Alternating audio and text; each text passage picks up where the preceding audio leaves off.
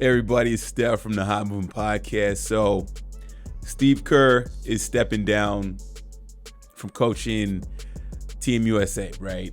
After an excellent job, in my opinion, in winning gold, this was a smart decision, right? I mean, look, Steve Kerr already said or made a statement, according to this article, back in November, that he didn't plan on coaching the team past the 2024 Olympics, as he saw it as a 2-year commitment. Okay, so Steve Kerr, wasn't fired or let go. He already had plans on leaving. And look, man, knowing that he is going to be done after this Olympics, it makes even more sense as to his decision making and the bench rotation and benching Jason Tatum, because he is trying to ensure victory for Team USA to win the gold, and he did that, right? And I mean, for Steve Kerr, and I said the last time I talked about this, it was just kind of like, man, I think Steve Kerr shouldn't even want to consider, even if he changed his mind, go ahead and just step down, man. It's just going forward with Team USA basketball in this day and age with social media. I mean, Team USA basketball will always get picked to pieces. Every decision the coach makes will be scrutinized, right? Regardless of winning games and winning gold. Okay, so and look, man, for the 2028 Olympics in Los Angeles, I really don't see us winning, right? I mean, Jaylen Brown most likely will be on the team unless he decides he doesn't want to be. Then you're going to have who's going to be the leaders on that team, right? Who's going to be the new faces of the NBA at that time? I mean, is it going to continue to be Ant-Man, Ja Morant, Zion Williamson, right?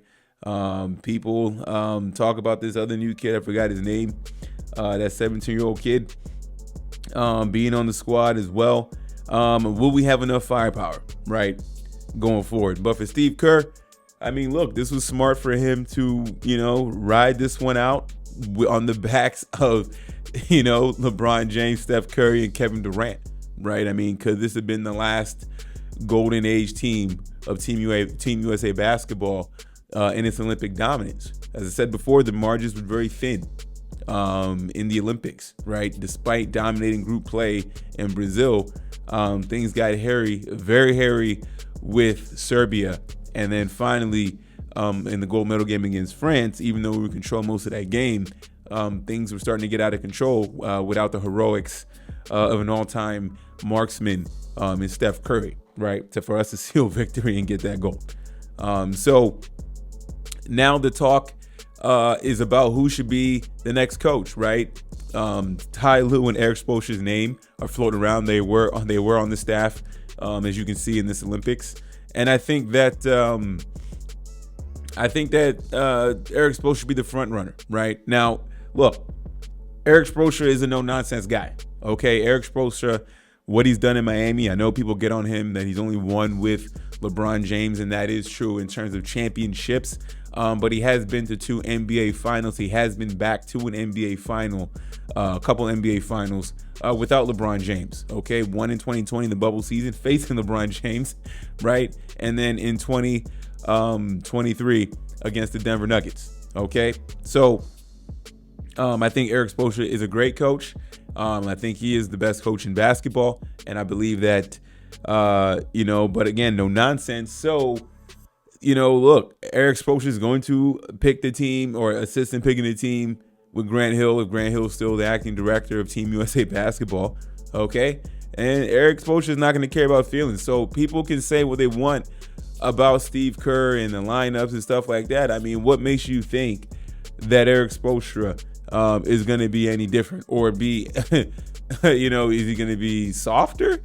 Like, no, not at all. We know how Erik Spoelstra is in the Heat culture. Okay, I mean, look, if anything, Erik Spoelstra is gonna implement his philosophy on Team USA basketball, give it some more structure. Okay, do they want that? And are players that are star players on their own rights on their own selected teams, are they going to be able to get in line under Erik Spoelstra's leadership? And for Team USA's basketball, for the players, it should be in the best interest to do so. But could cause problems, right? With practices and, defensive strategies. under Erik Spoelstra, what are the players going to fall in line and buy into those concepts, right? So, look, in the next 4 years, there's going to be a lot to see. I think, is he going to be the head coach in FIBA competition prior to the Olympics? We shall see, right? And if he is, see how that should be like a sample size of things to come. Is it going to be good? Is it going to be bad? But I think Erik Spoelstra, and for Ty Lue, listen, if Ty Lue's a head coach, no problem either. But I think it should be Erik Spoelstra though, man. But anyways, though, job well done by Steve Kerr, and you know what? For a coaching future of Team USA basketball, definitely like Erik Spoelstra as the next head coach. Anyways, guys, leave me your thoughts about all this, man. Thanks for watching. Please like, subscribe. I'm out.